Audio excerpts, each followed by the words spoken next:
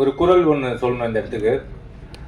முகநக நட்பது நட்பல்ல, நெஞ்சத்து அகநக நட்பது நட்பு. அந்த குறளுக்கு பொருத்தமாக ஒரு 2 பேர் செலக்ட் பண்ணணும்னு சொன்னால் அது ஆர்யா சாரும் சந்தானம் சாரும் தான். ஏன்னா அவங்களோட பாண்டிங் வந்து அப்படி ஒரு பாண்டிங்கு. எனக்கு இவ்வளோ பெரிய ப்ராஜெக்ட் கிடைச்சதுக்கு காரணமே அவங்களோட அந்த நட்பு தான்.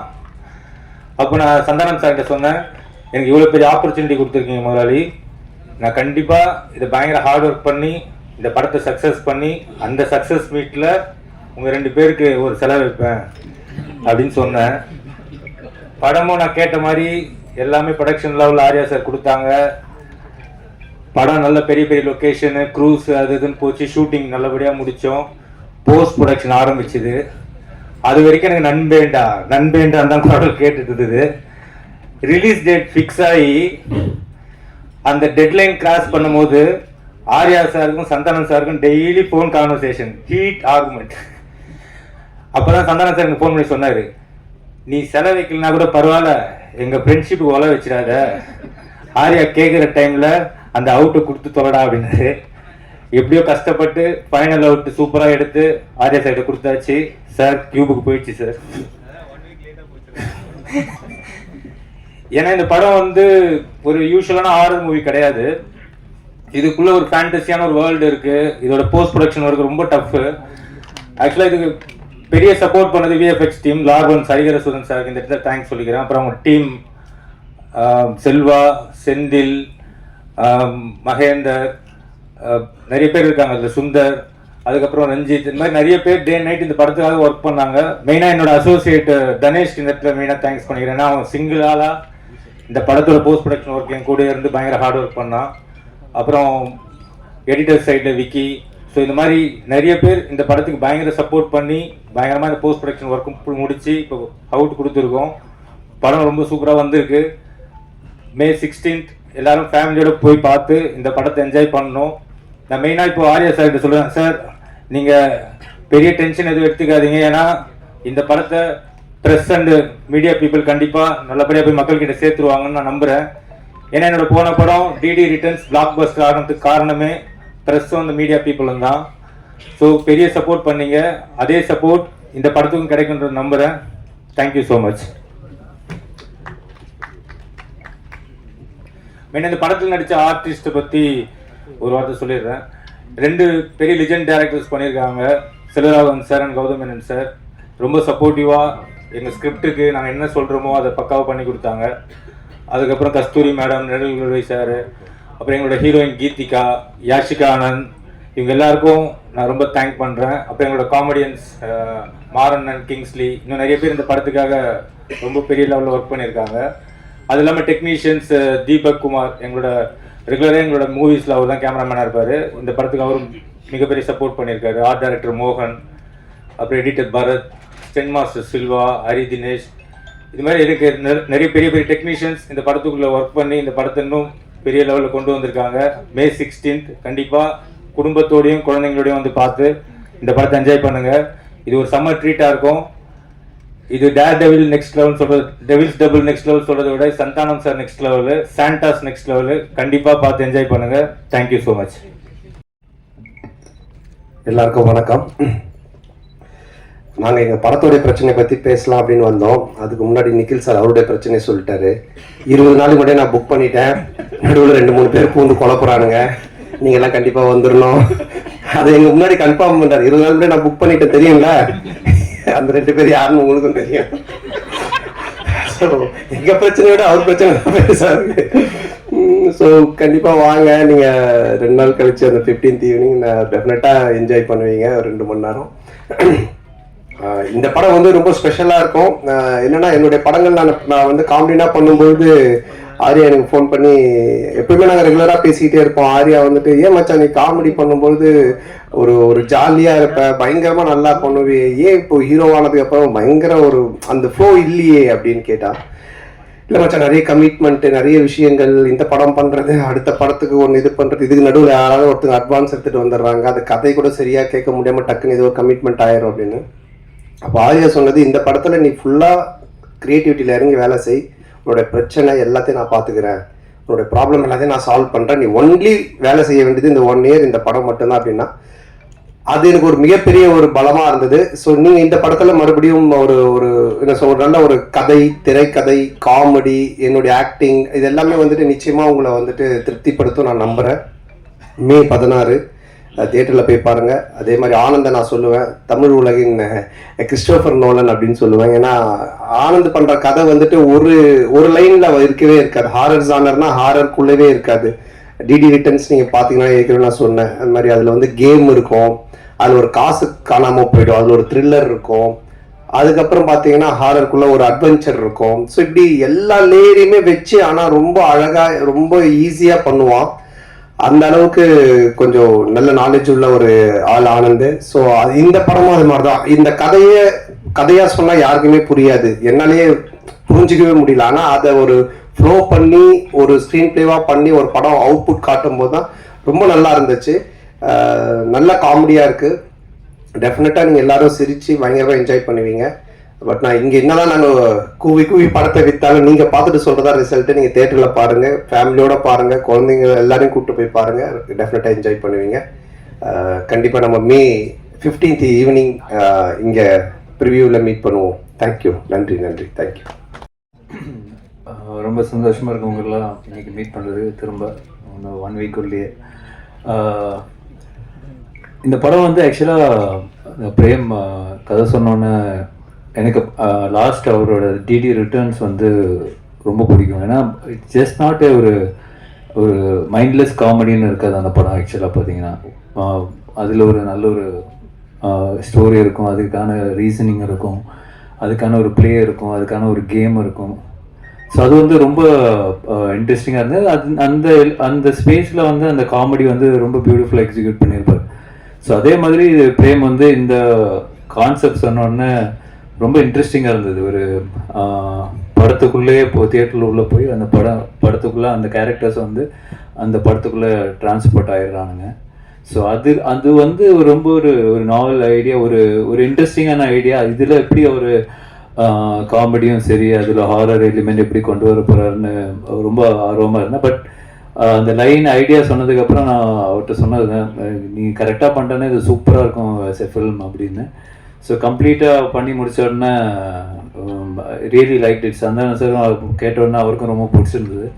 So that's why beyond budget எல்லாமே வந்து அதெல்லாம் பார்க்காம இந்த படம் எடுத்தால், இந்த குவாலிட்டியில் எடுத்தால், இந்த லொக்கேஷன்ஸ் எல்லாம் யூஸ் பண்ணி எடுத்தால் மட்டும்தான் இதோட 100% ஒரு எக்ஸ்பீரியன்ஸ் பண்ண முடியும்னு அப்பயே முடிவு பண்ணிட்டோம். ஸோ கண்டிப்பாக சந்தானம் சாரோட அவரோட சப்போர்ட் இல்லாமல் இது பண்ணியிருக்க முடியாது.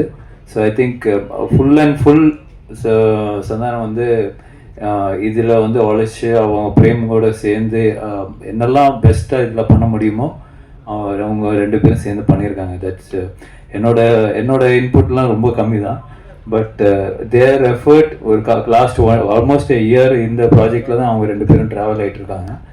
ஸோ கண்டிப்பாக இந்த படம் நல்லா வந்து இருக்குன்னு எல்லோரும் நம்புகிறோம். ஸோ இந்த 16th ரிலீஸ் ஆகும்போது நீங்களும் பார்ப்பீங்க. So definitely very happy as a ப்ரொடியூசராக இந்த படம் ப்ரொடியூஸ் பண்ணியிருக்கேன்னு ரொம்ப ஹாப்பியாக இருக்கேன். அண்ட் கண்டிப்பாக அந்த ஹாப்பினஸ் வந்து இன்னும் அடுத்த லெவல் போகணும்னு நினைக்கிறேன். டெஃபினெட்லி இது மிகப்பெரிய சக்ஸஸ் ஆனால் இதோட நெக்ஸ்ட் லெவல் 2 கண்டிப்பாக சேர்ந்து பண்ணுவோம். So definitely so looking forward to it. Very positive about this project அதுதான் சொல்லுவேன். So thank you so much. முந்தனம்ல பந்திக்கு அதாவது இந்த படத்துல எங்களை மாதிரி யூடியூப் ரிவ்யூவர்ஸை சாட்டையார் அடிக்கிறீங்களா, சப்போர்ட் பண்றீங்களா? அது ரெண்டுமே இருக்கு. அதாவது வந்துட்டு 2 பேருக்குமே ஈக்குவலாக தான் ஆனந்த் பண்ணியிருக்காங்க. ஆக்சுவலாக வந்துட்டு ஒரு ரிவ்யூவர்னா எப்படி இருக்கணும் அப்படின்றதும் இந்த படத்தில் இருக்கு. அதே மாதிரி ஆஸ் ஏ ஒரு ப்ரொடியூசர் டிரெக்டர்னா அவங்க எப்படி இருக்கணும் அப்படின்றதும் இதில் இருக்கு. ரெண்டுமே இருக்கு இதில். கண்டிப்பாக ஒரு பட்சமாக இந்த படம் இருக்கவே இருக்காது. டைரக்டர் சார், கொஞ்சம் கூட மனசாட்சியே இல்லாம ஜோதிகா சூர்யா பாட்டை வந்து எப்படி டைரக்டர் யாசிகா ஆனந்த் வச்சு எடுத்தீங்க? எங்க மேடம் இருக்கீங்க? இல்லை மேம், அவங்க யார் தெரியும்ல, பத்திரிகை உலகின்னு நயன்தாரா. தெரியுமா மேம்? இது வந்து ஜிவிஎம் சார் அப்படி இன்டர்வியூவில் சொல்லியிருக்காங்க. எங்களுக்கு இந்த படத்தோட ப்ரீ ரிலீஸ் ஃபங்க்ஷன் முன்னாடி அவர் வேற ஒரு இன்டர்வியூவில் கூட சொல்லியிருக்காங்க. ஆக்சுவலாக ரொம்ப என்ஜாய் பண்ணி பண்ணார். இது வந்து ஸ்க்ரீன் பிளேக்குள்ள ஒரு சீக்வன்ஸ். இது ஆக்சுவலாக இது வெறும் காமெடிக்காக மட்டும் எடுக்கல, இது ஸ்க்ரீன் பிளேவாகவே இது தேவைப்படுது. ஸோ நாங்களே கொஞ்சம் ஹெசிடேட் பண்ணி தான் சார்கிட்ட கேட்டோம். பட் அவர் ரொம்ப ஸ்போர்ட்டிவாக இது பண்ணி தான் அவன் நல்லா இருக்குது இது அப்படின்னு சொல்லி பண்ணார். நீங்கள் தேட்டரில் பாருங்கள், பார்த்தீங்கன்னா உங்களுக்கு இதுக்காக பண்ணுன்றது ரிவீல் ஆகும் கண்டிப்பாக. Sir congratulations. உங்க படங்கள்ல நிறைய கானா பாடல்கள் உங்க படங்கள்ல நிறைய கானா பாடல்களுக்கு முக்கியத்துவம் கொடுக்குறீங்க. அதுக்கு என்ன காரணம்? அதுக்கு இந்த ஹீரோக்கள்ல நீங்க ஹீரோவாக ஆயிட்டீங்க. அந்த மாதிரி இந்த இன்ட்ரோடக்ஷன் சாங்ஸு அந்த மாதிரிலாம் நீங்கள் இம்பார்ட்டன்ஸ் கொடுக்காம மெயினாக கானா பாடலுக்கு முக்கியத்துவம் கொடுக்கறதுக்கு என்ன காரணம்? இல்லை தம்பி டைரக்டரும் அதுக்கு ஒரு முக்கிய காரணம். இவர் வந்து ராயபுரம், ஆனால் சொந்த ஊர் திருநெல்வேலி. அதனால பைல்வான் ரங்கநாதன் நடிக்க வச்சிருக்கான் படத்தில், அவங்க ஊருக்காரங்க அப்படின்னு சொல்லி. ஸோ அது மாதிரி அவங்க ராயபுரம். ஸோ இதுக்கு முன்னாடி நான் பண்ண கானா படம் பார்த்தீங்கன்னா ஜான்சன், அவன் வந்துட்டு வியாசார்பாடி. ஸோ இவங்க எல்லாருமே இன்புட்ஸ் கொடுக்கறதா, என்னோட இன்புட்ஸும் கிடையாது. ஸோ அவங்க என்ன சொல்றாங்களோ அதை நம்ம கேட்டு பண்றது தானே. படத்துல கூட அந்த பாரிஸ் அதுதான் அதோட ஃபுல்லா கானா படம். ஆமா, அந்த டைரக்டர் வந்துட்டு வியாசார்பாடி. ஸோ இவர் ராயபுரம். இன்னும் நான் வந்துட்டு இது மின்ட்டு தாண்டவே இல்லை. சந்தானம் சார் ஒரு நிமிஷம். மணி சார், எப்போதுமே எல்லாருமே நிறைய வசூல் வரணும், திருப்பதியிலவே வந்து நம்ம வந்து சாமி கும்பிடணும் அப்படிம்பாங்க. இந்த படத்துல நீங்க திருப்பதி கோவிந்தா கிண்டல் பண்ணிருக்கீங்கன்னு சேலத்துல வந்து நிறைய வக்கீல்கள் வந்து புகார் கொடுத்துருக்காங்க. அந்த கோவிந்தா கோவிந்தா பாட்டு வந்து உண்மையிலே கடவுளை கிண்டல் பண்ணிருக்குதா? அவங்களுக்கு என்ன பதில்? அதான் இல்லை, அது வந்து கிண்டல் கிடையாது. அதாவது நிறைய பேர் நிறைய விஷயங்கள் சொல்லுவாங்க, ஓகேங்களா? இப்போ பார்க்குறவங்க எல்லாரும் அவங்களோட சஜஷன் சொல்லுவாங்க, இது சரியில்லை, அது மாற்றணும், இது பண்ணணுன்ட்டு. பட் அது எல்லாத்தையும் நம்ம எடுத்துக்க முடியாது, அப்படி வாழவும் முடியாது. கோர்ட் என்ன சொல்லுது, அப்புறம் சென்சார் சர்டிஃபிகேட், அவங்க சில ரூல்ஸ் அண்ட் ரெகுலேஷன்ஸ் வச்சிருக்காங்க. அவங்க சொல்றது மட்டும் தான் தமிழ் சினிமாவில் பண்ண முடியும். ஒரு கோர்ட் சொல்றதா நம்ம செய்ய முடியும். போறவங்க வரவங்க சொல்றதெல்லாம் நம்ம கேட்டு எதுவும் செய்ய முடியாது. ஆமா, சென்சார்ல வந்து அவங்க பார்த்துட்டு என்ன கரெக்ஷனாக சொல்லியிருக்காங்க அதையும் நாங்கள் பண்ணியிருக்கோம். ஸோ அதனால கரெக்டான ஒரு விஷயம்னா அது ஒன்று சட்டம் கோர்ட், இல்லைன்னா சினிமாக்கு சென்சார். இதை தவிர போறவங்க வரவங்கலாம் சொல்றாங்க, நம்ம என்ன பண்ண முடியும்? அது அவங்களுடைய கருத்து. பாட்டு இல்லையா அந்த பாட்டை வந்து? ஆமா, அதுல நீங்க இப்ப பாத்தீங்க அந்த பாட்டுல வந்துட்டு அந்த பாட்டு வரும், நடுவுல என்னோட கேரக்டரை பத்தி வரும். ஆனா இதுக்கு அந்த பாட்டுக்கும் சம்மந்தம் இருக்காது. இப்ப நம்ம பெருமாளை பத்தியோ இல்ல கோவிந்தாவை பத்தியோ நம்ம கிண்டலா பண்ணி தான் சொல்லலாம். அது எனக்கு வந்து நான் வந்து திருப்பதிக்கு போய் ரிலீஸ், இப்போ இந்த ரிலீஸ் கூட நாங்கள் போகிறோம். நாங்கள் வந்து வருஷம் எல்லா படத்துக்குமே நான் ஆனந்தம் கீழே இருந்து மேலே நடந்தே போவோம். இப்போ இந்த தடவையும் போகிறோம். நான் பெருமாளுடைய பக்தர், எனக்கு பெருமாள் ரிலீஸ் பண்ணி நான் போய் வேண்டிப்பேன். அவருடைய பாட்டு ஃபர்ஸ்ட் வரணுன்றது என்னுடைய ஒரு ஆசையாக இருந்துச்சு. அதை தான் நம்ம வச்சிருக்கோமே தவிர. ரெண்டாவது உங்களுக்கு தெரியும், நான் வந்துட்டு கடவுள் நம்பிக்கை உடையவன். இன்னைக்கு டிஷர்ட் கருப்பு போட்டுக்கிறதால கேட்குறீங்களா? ஸோ அதனால் நான் வந்து கடவுளை கிண்டல் பண்ணியோ கடவுள் இது பண்ணலாம் இது பண்ணவே மாட்டாது, உங்கள் எல்லாருக்குமே தெரிஞ்ச விஷயம். அதனால் அது வந்து என்னுடைய மன திருப்திக்காக வச்சுது, அதுவும் சரியான முறையில் இருக்கு. சந்தானம் சார், சார் நீங்க தமிழ் படைப்பாளி, பாட்டாளி, நல்ல தமிழ் பேர் வச்சிருக்கலாமே. இதுக்கான ஆக்சுவலாக வந்துட்டு இது தில்லுக்கு துட்டு 1லேருந்து ஆரம்பித்த சீக்வல். இது தில்லுக்கு துட்டு 1, தில்லுக்கு துட்டு 2, அதுக்கப்புறம் டிடி ரிட்டர்ன்ஸ். ஸோ இப்படி எல்லாமே அதில் வந்ததுனால அதனுடைய சாயல் இருந்தால் ஈஸியாக ஆடியன்ஸ் கொஞ்சம் ரீச் ஆகும் அப்படின்றதுக்காக தானே தவிர, இல்லைன்னா நீங்கள் சொன்ன மாதிரி இப்போ நம்ம நல்ல ஒரு தமிழ் பேர் இதுக்கப்புறம் வைக்கலாங்க. சந்தானம் சார், உங்களுக்கு இப்போ ஒரு வாரமா வந்து எல்லையில் வந்து பதற்றம் இருக்கு, எதிர்பார்க்காத பல நிகழ்வுகள் நடந்திருக்கு. இந்த நிகழ்வுகளால சில படங்கள் ரிலீஸ் ஆன படங்களை வந்து நிறுத்திட்டு புஷ் டேட்ஸ் ஆல்சோ பலர் வந்து ரிலீஸ் பண்ணலான்றதை வந்து புஷ் பண்றதுக்கான முயற்சி எடுத்திருக்காங்க. உங்களுக்கு அந்த மாதிரி ஏதாவது அன்சர்டனிட்டிஸ் இருந்ததா? போன வாரம் ஏதாவது மாற்றுதல் பிளான் பண்ணியிருந்தீங்களா? என்ன? ஆமா, நிச்சயமா இருந்துச்சு. அது நான் ப்ரொடியூசர் ஆர்யாட்டையும் நான் வந்து டிஸ்கஸ் பண்ணோம், ஆர்யாவும் பேசிட்டு இருந்தாங்க. ஆனால் அதுக்கப்புறம் அது நல்ல முறையில் கடவுள் அவர்களால் சுமூகமாக அது இப்போ முடிஞ்சு, ட்ரம்ப் அந்த ஒரு ட்வீட் பண்ணதுக்கு அப்புறமா அவர் சொன்னதுக்கு அப்புறமா இப்போ சால்வ் ஆனதுனால சரி ஓகே அகைன் நம்ம வந்துட்டு ப்ரொசீட் பண்ணலாம் அப்படின்ற ஸ்டெப் தான் எடுத்திருக்கோம். மேபி பதட்டமாக இருக்குது, இன்னும் மோசமாக போயிட்டு இருக்குன்னா நிச்சயமாக நாங்களும் அதை எல்லாமே இது எல்லாத்தையுமே ஸ்டாப் பண்ணலான்னு அவர்கிட்டே சொன்னோம். நிக்கில் முருகன்கிட்டே நாங்கள் என்ன சொன்னோம்னா, இல்லை சார் நம்ம ப்ரெஸ் இதெல்லாம் ஸ்டாப் பண்ணிடலாமே இன்னும். அப்புறம் மார்னிங் அந்த ஒரு நியூஸ் பார்த்துட்டு தான் அதுக்கப்புறம் சரி நம்ம ப்ரொசீட் பண்ணலான்னு பண்ணோம். ஒரு நிமிஷம் கார்த்திக், ஒரு நிமிஷம் அவங்க கேட்டு வீடியோ ரெக்கார்ட் பண்ணுறாங்க. அதுக்கு தான் மைக் ஒருத்தர் கொடுத்தது. பந்திக்கு முந்திக்கணும் நீங்க தான் ஃபர்ஸ்ட் மைக் வாங்குனீங்க. இப்போ மைக் அவங்க கேட்க போறாங்க, அவங்க கேட்க போறாங்க. உங்களுக்கு ஒரு நிமிஷம். அப்ப மைக் கேளுங்க, மைக் வாங்கிட்டு கேளுங்க. அப்ப மைக் வாங்கிட்டு கேளுங்க. நீங்க என்ன கேளுங்க, அவங்க கேட்க கூடாது, என்ன கேட்கணும் நீங்க. நீங்க என்ன கேளுங்க, மைக் என்ன கேளுங்க, நான் கொடுக்குறேன் உங்களுக்கு. இல்ல கேளுங்க, கேட்க வேணாம்னு சொல்லவே இல்ல, கேட்க வேணாம்னு சொல்லவே இல்லையே. மைக் வாங்கிட்டு கேளுங்கன்ற அவ்வளவுதான். 30 வருஷமா உங்களோட சேர்ந்து பத்திரிகையாளனா இருக்கேன். கேள்வி கேட்க நீங்க கத்து தரீங்களா? நான் கத்து கொடுக்கலங்க, கேள்வி கேளுங்க, மைக் சரி வாங்கிட்டு சரி கேளுங்கறோம். சார் கண்டிப்பா நீங்க வாங்க கேளுங்க. நம்மட்ட கேட்டா நான் தான் உங்களுக்கு அதான் கேளுங்க. அந்த மிலிட்டரி வீரர்களுக்கு நன்றி தெரிவிக்கிற விதமா தான் 2 பேரும் மிலிட்டரி கெட்டப்ல வந்திருக்கீங்களா? அவர் எவ்வளவு காமெடியா ஜாலியா கேட்டாரு. இல்ல இல்ல ஆக்சுவலா வந்து அவர் அந்த படம் அந்த மாதிரி அது என்னன்னு தெரியல எனக்கு அவர் வச்சிட்டு இருக்காரு. நான் இந்த படத்தோட கண்டினியூஷனுக்காக அந்த மாதிரி கட் பண்ணிருக்கேன். சார் கேமியோ ரோல் யார பண்றீங்களா? இல்ல இப்போதைக்கு அந்த ஐடியா இல்ல, அப்படியே இருந்தாலும் இப்ப சொல்ல மாட்டோம் இல்லைங்களா? இல்ல இந்த பாட்டுல யாரும் இருக்காங்களா? இந்த படத்துல அதான் அது இப்ப சொல்ல முடியாது அப்படியே இருந்தாலும், ஏன்னா படத்துல ஒரு சர்ப்ரைஸ் எலிமெண்ட் தானே அது இருக்கும். ஆனா அப்படின்னு எதுவும் இல்ல, அப்படி இருந்தாலும் சொல்ல மாட்டோம்.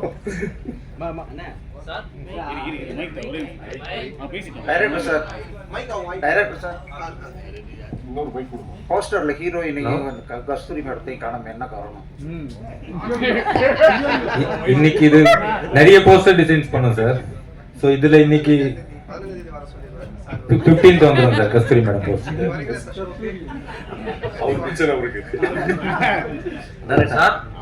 டைரக்டர் சந்தானம் சார், இந்த படத்துல வந்து பாத்தீங்கன்னா போற போக்குல நெல்சன் சாரையும் கலாச்சிட்டாரு, அப்படியே காக்கா காக்கா அந்த இதையும் சீனியும் எடுத்திருக்கீங்க. ஸோ இது ரெண்டுமே ஒத்துக்கிட்டாங்களா?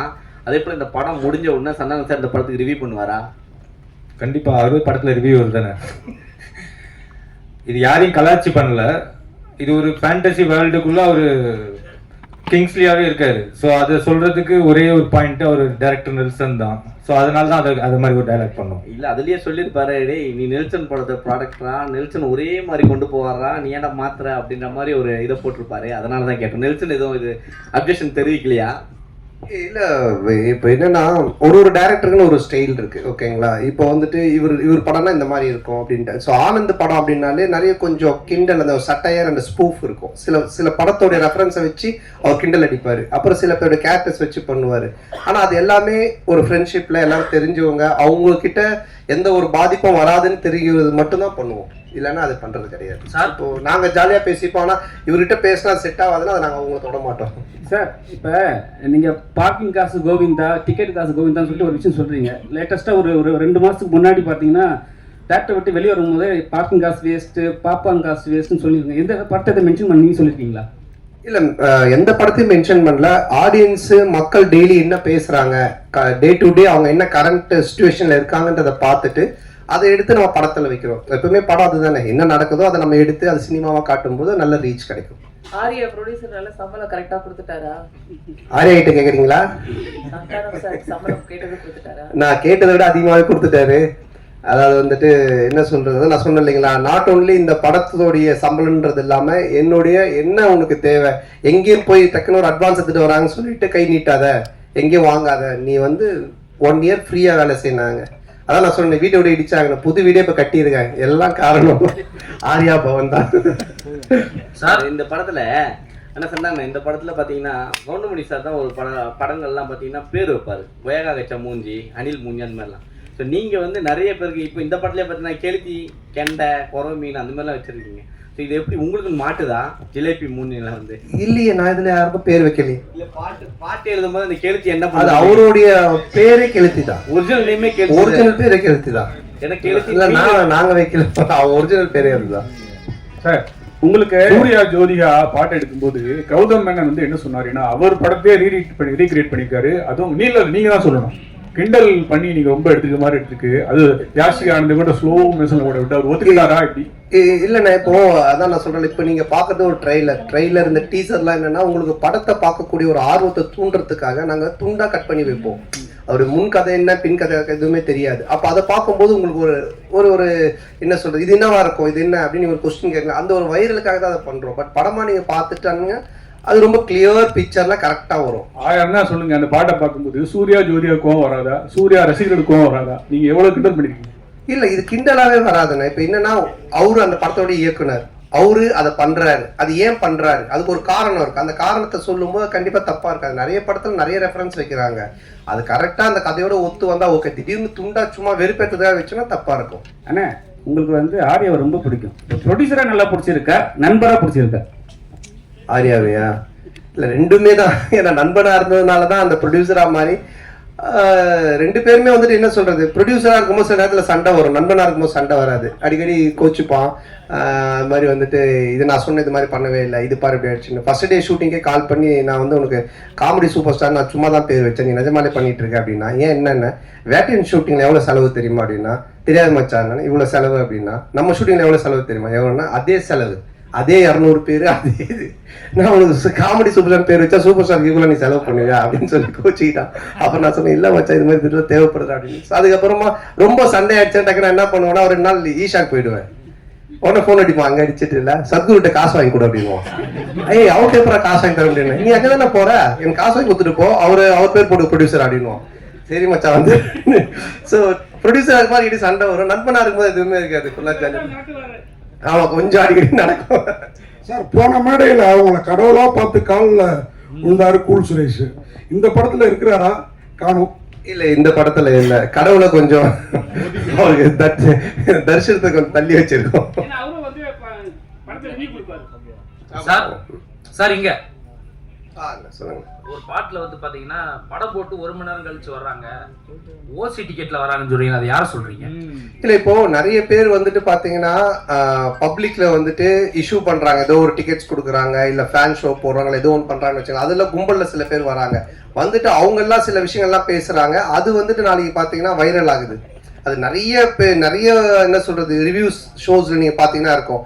ஸோ இப்போ இதை வந்துட்டு வைரலாக நிறைய பேர் பேசுறாங்க, கமெண்ட்ஸ்ல சொல்றாங்க, இவன் ஓசி டிக்கெட்ல வந்தவன்பா, இவன் பரவாயில்ல லேட் அண்ட் ஆச்சு, இதெல்லாம் வந்து கமெண்ட்ஸ்ல வர்றது. அது எல்லாத்தையும் எடுத்து தான் அந்த லிரிக்கெல்லாம் கெளித்து எழுதுனது. ஸோ எழுதும்போது நல்லா இருந்துச்சு, நாங்கள் கேட்டோம், இதெல்லாம் லைவ்ல இருக்குன்னா சரி ஓகே பண்ணிட்டோம். ஏன்னா நீங்க இந்த படத்துல எப்படி ஓசி டிக்கெட் வாங்கி படம் பாக்குறீங்களா இல்ல தியேட்டர்ல போய் வாங்கி படம் பாக்குறீங்களா? நான் கொஞ்சம் ஓசி டிக்கெட் தான், ஏன்னா ரிவ்யூ பண்றோம் இல்லைங்களா, அப்போ ரிவ்யூ பண்ணும்போது எங்களுக்கு ஒரு ஷோ போடுவாங்க, அப்போ போவோம். அதனால தான் என்ன வச்சு அதுக்கு கலாச்சி பண்ணியிருக்காங்க. ஆனா சந்தானே இந்த வருஷம் பாத்தீங்கன்னா உங்களுக்கு அதிகமா உங்க நட்பு சைட்ல வந்து இழப்புகள், 2 இழப்புகள், சேஷன்னா இன்னொன்னு ஆண்டனி. ஸோ இந்த படத்துல சேஷு இருந்தா எப்படி இருக்கும்? ஏன்னா இப்ப இல்ல. ஸோ ஒருவேளை சேஷுக்கான ஏதாவது சீக்வன்ஸ் ஏதாவது வச்சிருந்தீங்களா? அது இல்லாம டிடின்ற இதுக்கு வழக்கம் போயிட்டு இருக்கு.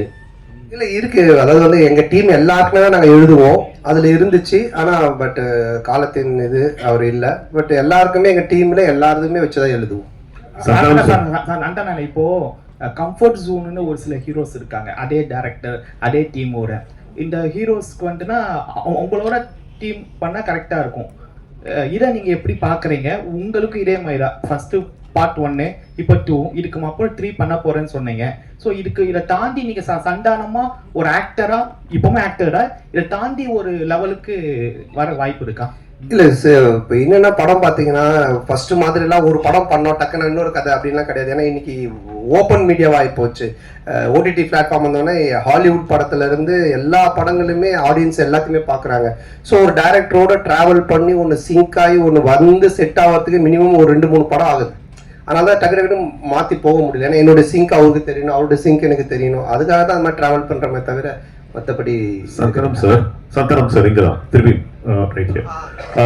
உங்களுடைய நட்பு வந்து சிம்புவோட வந்து எல்லாருக்கும் தெரிஞ்ச விஷயம். அண்ட் அவர் வந்து ஒரு ரிக்வெஸ்ட் வச்சிருக்காரு உங்ககிட்ட, நீங்க மறுபடியும் காமெடியனாகவும் படம் வந்து நடிக்கணும் அப்படின்ட்டு. அந்த ரிக்வெஸ்ட்டை எவ்வளவு தூரத்துக்கு நீங்க எடுத்துக்கிட்டு இருக்கீங்க? இனிமேல் சந்தானம் காமெடியானும் அடிக்கடி படத்துல பார்க்க முடியுமா? ஏன்னா உங்களுக்குன்னு ஒரு ஃபேன் பேஸ் இருக்கு, அந்த ஃபேன் பேஸ் நீங்க மறுபடியும் காமெடியன் ரோல்ஸும் பண்ணணும்னு எதிர்பார்க்குறாங்க.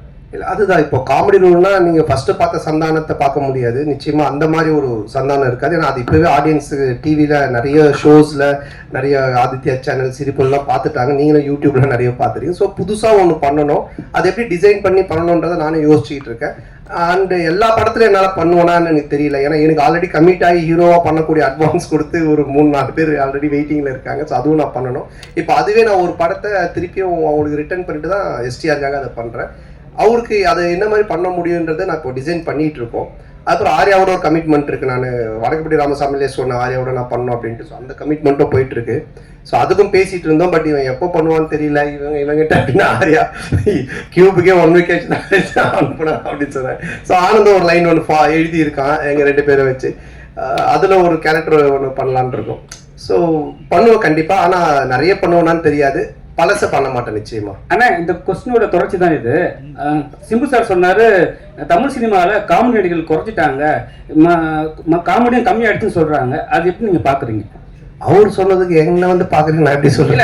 அவர் உங்கள்கிட்ட சொன்னாரு, நீங்களாம் வந்து ஆக்டர் ஆகி போயிட்டீங்க, ஹீரோ ஆகி போயிட்டீங்க, ஸோ வந்து தமிழ் சினிமாவில் காமெடி கம்மியாயிடுச்சுன்னு சொன்னாரு. இல்ல என்கிட்ட அவர் பர்சனலா சொல்ல பப்ளிக்கா எல்லார்கிட்டயும் சொன்னாரு. அப்போ நீங்க நடிக்க வாங்கன்னு கூப்பிட்டா நான் அதுக்கு எஸ்ன்னு சொன்னேன். அதை நான் எப்படி சொல்ல முடியும்? அரே சார், சார்பட்டா பயங்கர ஹிட், பிளாக் பஸ்டர், செகண்டும் வரப்போகுதுன்றாங்க. அதில் நீங்கள் இருக்கீங்களா, இல்லை அடுத்த படத்துக்கு ப்ரொடியூசராக காலத்தில் இறங்க போறீங்களா சந்தானம் சார் வச்சு? இல்லை, இப்போ சார்பட்டா வந்து ஆகஸ்ட்லேருந்து ஷூட்டிங், இப்போ பார்ட் 2. இப்போ வந்து வேட்டுவோம் ரஞ்சித் சார் அந்த படம் ஷூட்டிங் போயிட்டுருக்கு. ஸோ கண்டிப்பாக அது ஆகஸ்ட்லேருந்து பார்ட் 2 ஸ்டார்ட் பண்ணுறோம். சார் நீங்கள் ப்ரொடியூஸ் பண்ணதுக்கப்புறம் சந்தானம் சார் நீங்கள் சொன்ன மாதிரி கேட்க ஆரம்பிச்சாரா, இல்லை அவர் சொல்கிறது நீங்கள் கேட்க ஆரம்பிச்சிங்களா? ஏன்னா பார்ட்லேயே சொல்லியிருப்பாரு. இந்த படம் பொறுத்த வரைக்கும் என்ன, ப்ரொடியூசர்னு பேர் தான், பண்ணதெல்லாம் இவர் தான். ஏன்னா அதான் சொன்னல, ஃபர்ஸ்ட் டே ஷூட்டிங் போய் அந்த செலவு லிஸ்ட் எடுத்து பார்த்தேன். டேய், உண்மையான கப்பலில் ஷூட் பண்ணாலும் இவ்வளோ செலவாகுதுடா அப்படின்னு சொன்னேன். பட் நான் அதாவது சொன்ன மாதிரி இந்த படம் அப்படி எடுத்திருந்தா தான், இப்போ நீங்கள் அந்த குவாலிட்டியாக எடுத்திருந்தா தான் அது அதோட அவுட்புட்டு தேவைப்படுது. பட் அது வந்து எவ்வளோ பெஸ்ட்டாக, எவ்வளோ எஃபிஷியண்ட்டாக ப்ரொடக்ஷன் சைட்லேருந்து எவ்வளோ கம்மியாக நம்ம பண்ண முடியுமோ, அது வந்து கம்மியான வேஸ்டேஜ் இல்லாமல் எங்களோட எக்ஸ்பீரியன்ஸ் டீமை வச்சு அது மேக்ஸிமம் வேஸ்டேஜ் கட் பண்ணி அது பெஸ்ட்டாக பண்ண முடியாத அளவுக்கு பண்ணியிருக்கோம். பட் எதுவுமே நான் கண்ட்ரோல் பண்ணது, நான் ஒன்றே ஒன்று தான் அவர்கிட்ட சொன்னாங்க, எது தேவையோ பண்ணு, கண்டிப்பாக பண்ணாமல் இருக்காது. ஸோ அப்படி தான் இது பண்ணது. பட் ஃபுல்லாக பண்ணது அவர் தான். சொன்னாங்க சார், நீங்கள் காமெடி வெளிப்படத்தில் பண்ண மாட்டேன் அப்படின்னீங்க. சிம்புவோட நட்புக்காக இப்போ அவங்க காமெடி போடுவீங்க. அதேமாதிரி பழைய ப்ரெஸ் மீட்டில் சொன்னீங்க, நான் வந்து அரசியல் பக்கமே போக மாட்டேன் அப்படின்னு. இப்போ அவங்க நண்பர் உதயநிதி சார் வந்து பார்த்தாவா எனக்கு ஹெல்ப் பண்ணு அப்படின்னு அடுத்த மே மாதம் கூப்பிட்டாருன்னா சிம்பு மாதிரி அந்த கொள்கையை மாற்றி ஏதாவது பிரச்சாரத்துக்காவது போகிறதுக்கு ஐடியா இருக்கா? சரி, அரசியலை பொறுத்த வரைக்கும் சார், யார் கூப்பிட்டாலும் யார் இது பண்ணாலுமே ஒரு விஷயம் தான் நான் வந்து தெளிவாக சொல்கிறது என்னென்னா, நீங்கள் உழைச்சா உங்களுக்கு சாப்பாடு, நான் உழைச்சா எனக்கு சாப்பாடு, இதை தவிர வேறு எதுவுமே கிடையாது. பட் நட்பு ரீதியாக சில விஷயங்கள் இருக்குது, இதெல்லாம் பண்ண முடியும், இதெல்லாம் பண்ண முடியாது. இப்போ நான் சிம்பு சார் எஸ்டேரில் என்ன கூப்பிட்டாலும் இப்போ அவர் வந்து சந்தானத்துக்கு கம்ஃபர்டபுளாக என்ன காமெடி பண்ண முடியும், அவருக்கு என்ன செய்ய முடியும் கேரக்டரா அப்படின்ற அந்த ஃப்ரீடம் எனக்கு கொடுத்துருக்காரு. அதையே அதையே பண்ணணும் அப்படின்னு அவர் எனக்கு ஃபோர்ஸ் பண்ணல, இல்லை அந்த மாதிரி ஒன்று சொல்லலை. அது மாதிரி உதய் சார் கூப்பிட்டாலும் அதுக்குன்னு சில எனக்கு இந்த கம்ஃபர்டபுள் ஓகே, இதை நான் பண்ண முடியும், நான் வந்து சொல்ல முடியும், இதெல்லாம் எனக்கு ஓகேன்னா நான் நிச்சயமாக போய் பண்ணுவேன். சார் சந்தானம் சார், அடுத்த வாரம் பார்த்தீங்கன்னா நீங்கள் நடித்த படம், சூரி நடித்த படம், யோகி பாபு நடித்த படம், உங்களுக்குள்ளாரே ஒரு போட்டி வந்துடுச்சு. அது எப்படி பார்க்க? ஏன் மற்ற இன்னொருத்தர் விட்டுட்டீங்களே, டாம் க்ரூஸ், மிஷன் இம்பாசிபிள், அவரையும் சேர்த்துக்குங்க. ஹாலிவுட்ல விட்டுட்டீங்க. அப்புறம் ஃபைனல் டெஸ்டினேஷன், அந்த ஹீரோ பேர் என்ன, ஹீரோயின் பேர் என்ன, பேர் தெரியல, அவங்களே சேர்த்துங்க. 5 பேர் தமிழ்நாட்டை விட்டு தெரியல. ஸோ அதனால எல்லாரையும் சேர்த்துங்க. மொத்தமாக எல்லாரும் காம்படிஷன் தான். எத்தனை படம் வந்தாலும் ஓடும் சார், நல்லா இருந்துச்சுன்னா. சார் ஆரியா சார், நீங்கள் இதில் ப்ரொடியூசராக மட்டும் ரோல் பண்ணுறீங்களா, இல்லை ஏதாவது ஒரு சின்ன கேமியோ ரோல்? இல்லை சார், இல்லை சார், ஒன்லி ப்ரொடியூசர் ரோல் மட்டும்தான். ஆனால் சந்தானே, என்னதான் படம் கஷ்டப்பட்டு எடுத்தாலும் ரிவ்யூவர் வந்துட்டு முதல் நாளே கிழிச்சு தொங்க விடுவாங்க. இதை எப்படி பாக்குறீங்க? ஏன்னா ரொம்ப கஷ்டப்பட்டா எடுக்கிறோம் எல்லாருமே. ஸோ ஏதாவது மிஸ்டேக் வரும். இல்லை, அதை பார்க்கறத விட உங்க 2 பேர் தான் நான் பார்க்குறேன். மாற்றி ஏதாவது ஒரு பிரச்சனை பண்ணிட்டு இந்த நிக்கல் இப்போ இந்த நிக்கல் 2 பேர் பண்றத நல்லா பார்த்துக்கிட்டு இருக்கேன். சரி, அப்படிலாம் கிடையாது. நல்ல படம் வந்தால் நல்லா இருக்குன்னு தான் சொல்றாங்க. ஓகேங்களா? ஸோ வந்துட்டு இப்போ இவர் ப்ளூ சட்டை மாறனே பார்த்தீங்கன்னா எல்லா படத்தையும் அவர் கழிவு ஊத்துறது இல்லை, நல்ல படத்தை நல்லா இருக்குன்னு தான் சொல்றாரு அவர். இந்த மாதிரி எல்லாம் நிறைய ரிவ்யூஸ் வந்து நல்லா இருக்கிற படத்தை நல்லா இருக்குன்னு சொல்றாங்க. அதனால இது நல்லா இருந்துச்சா நல்லா இருக்குன்னு சொல்ல போறாங்க, அவ்வளவுதான். தப்பு இருந்துச்சுன்னா நாங்கள் பார்த்துட்டு இது தப்பா இருந்தா உண்மையிலேயே நாங்கள் திருத்திக்க பார்ப்போம். தப்பு இல்லைன்னா அவரு சரி அவர் ஏதோ சொல்றாருன்னு சொல்லிட்டு போவோம், அவ்வளவுதான். ஆனந்த் சார், தொடர்ந்து சந்தான சாருக்கே ஸ்கிரிப்ட் பண்ணிட்டு வந்துருக்கீங்க செகண்டு. அடுத்ததும் சந்தான சாருக்கே தான் லைன் சொல்லியிருக்கீங்கன்னு சொல்றாங்க. அடுத்து வெளியே வர்றதுக்கான வாய்ப்பு இருக்குமா? வேற ஹீரோக்களுக்கு பண்றதுக்கான வாய்ப்புகள்? இல்லை, கண்டிப்பாக பண்ணணும். அப்படிதான், அதுதான் ஃபர்ஸ்ட் ஆர்யா சார் வச்சு ஒரு ரிஹர்சல் பார்க்கலாம். இல்லை, ஆர்யா சாருக்கு சொன்னாங்க முன்னாடியே லைன் தான் சொல்லு, ரெடி பண்ணி சொல்லு அப்படின்னாங்க. ஸோ கண்டிப்பாக இது முடிஞ்சோன்னா அடுத்து சாருக்கு தான். சந்தானம் சார், இந்த படத்துல கஸ்தூரிக்கு வந்து நீங்க பையனா நடிக்கீங்க, அவங்க அம்மாவா நடிக்காங்கன்னு ஒரே பேச்சா இருக்கு. அது எப்படி யோசிச்சு பார்த்தீங்க? கஸ்தூரி அம்மாவா செட்டில் நீங்க அம்மா அம்மா அப்படின்னு கூப்பிடும்போது அவங்க ஃபீலிங் எப்படி இருந்தது? கஸ்தூரி மேடம் சார் கேட்க சொன்னாரா? நான் கேட்டா வந்து ஏதாவது சொல்றாங்க, நீ கேளு. இல்லை, அதான் நீங்க இது படம் பார்த்தீங்கன்னா தெரியும். ஏன்னா வந்துட்டு அவங்களுடைய என்ன சொல்றது, அவங்கள வந்து அம்மாவா கூப்பிட்டு அவங்கள வந்து பண்ண வைக்கணுன்றது எங்களுடைய வந்துட்டு மோட்டிவேஷனே கிடையாது. ஏன்னா இப்போ எனக்கு ஒரு அம்மானா அவங்களுக்கு ஒரு ஏஜ் குரூப் இருக்கு, அதை கூப்பிட்டு தான் பண்ணுவோம். பட் இது ஒரு ரீசன் இருக்கு கதையில அப்படின்றது தான் நாங்கள் எக்ஸ்பிளைன் பண்ணோம். அதை கேட்டுட்டு அவங்களுக்கு ரொம்ப பிடிச்சி போச்சு. ஸோ அதனால தான் அவங்க அதை பண்ணாங்க. நீங்கள் படம் பார்க்கும்போது நீங்கள் கண்டிப்பாக கஸ்தூரி மேடமோட ஃபேனாக தான் இருப்பீங்க. அதனால வந்துட்டு நிச்சயமா அவங்க 2 தடவை பார்ப்பீங்க. டைரக்டர் சார், அது மாதிரி அன்னைக்கு சொன்னா சார், அந்த ஆடியோ ரிலீஸ்ல பேசுறப்போ அவருக்கு புக் காமெடி இருக்கு, முட்டராஜனுக்கு எலி காமெடி இருக்கு, சந்தானா சாருக்கு நல்லா காமெடி இருக்குது படத்துல. சந்தானம் சார் தான் இந்த காமெடியோட ஃப்ளோவே டேக் ஓவர் பண்றவர். டோட்டலாக உங்களுக்கு ஓப்பனிங் படம் ஆரம்பிச்சதுலேருந்து இந்த படத்தில் தான் சொன்னேன், ஓஜி சாண்டா ரிட்டர்ன்ஸ்ன்ற மாதிரி. ஏன்னா ஓவரால் இந்த படத்தையே கேரி ஓவர் பண்ணுறது சந்தானம் சார் தான். அவரோட ஸ்க்ரீன் ப்ரெசன்ஸ்லேருந்து அவரோட லுக்கு, அவரோட பாடி லாங்குவேஜ் ரொம்ப ஃப்ரெஷ்ஷாக இருக்கும். உங்களுக்கு பார்க்கும் போது ஆடியன்ஸ்க்கும் சரி, எனக்கு அதான் எப்பயுமே சொல்லுவேன், எனக்கு ரொம்ப பிடிச்சது பார்த்தா காட்டுப்பூச்சி அந்த மாதிரி கேரக்டர்ஸ் பண்ணணுன்னு. ஸோ அதை பிரேக் பண்ணுவோம் இந்த கிசா 47. கண்டிப்பாக என்ஜாய் பண்ணுவீங்க. சந்தானம் சார், இந்த டிடி பிரச்சனை உங்களை விட்டு போகவே மாட்டுது. இந்த டிடி பிரச்சனைக்கு ஏதாவது தீர்வு இருக்கா? ஏன்னா உங்களுக்குள்ளேயே தான் நடந்துட்டு இருக்குன்னு ஒரு வார் போயிட்டு இருக்கு அப்படின்றாங்க. இல்லை, அது வந்துட்டு என்ன சொல்றது, ஒரு படம் ரிலீஸ் ஆகும்போது இப்போ பல பிரச்சனைகள் வரும். இப்போ அண்ணன் கேட்டாங்க தெரியல, சாங்கை பற்றி, டிடியை பற்றி வரும், அதை பற்றி வரும், போஸ்டரை பற்றி வரும். இது வந்து யூஸ்வலாக சினிமா நம்ம பண்ணும்போது எல்லாமே வரும். பட் ஒன்று தான், எதுவுமே சட்ட ரீதியாக கோர்ட் மூலமாக ஒரு விஷயம் ஆனால் மட்டும்தான் அது பிரச்சனை. இல்லைன்னா மற்றெல்லாம் சும்மா வாய் பேச்சு. இப்போ நீங்கள் கூட 10 வார்த்தை கேட்கலாம். ஏன்னா நீங்களும் பிளாக் டிஷர்ட், நானும் பிளாக் டிஷர்ட், எது என்ன மாதிரி போட்டுங்க கூட கேட்கலாம். பார்த்தீங்களா, கைட்டிட்டு வெறும் உட முடியாது, போக முடியும் நீங்கள் வீட்டுக்கு. ஸோ அந்த மாதிரி தான் அது சட்ட ரீதியாக என்னவோ அதுக்கு பதிலாக ஆன்சர் சொல்ல முடியும். வேறு கொஸ்டின்? அனைவருக்கும் நன்றி, வணக்கம். நன்றி, ரொம்ப நன்றி. படத்தை வந்து பாருங்க, தொடர்ந்து சப்போர்ட் பண்ணிருக்கீங்க. இந்த படத்தையும் கொஞ்சம் சப்போர்ட் ஆஃப் பண்ணிட்டீங்களா இருக்கா, இதெல்லாம் படத்தை சப்போர்ட் பண்ணுங்க. நன்றி, தேங்க்யூ.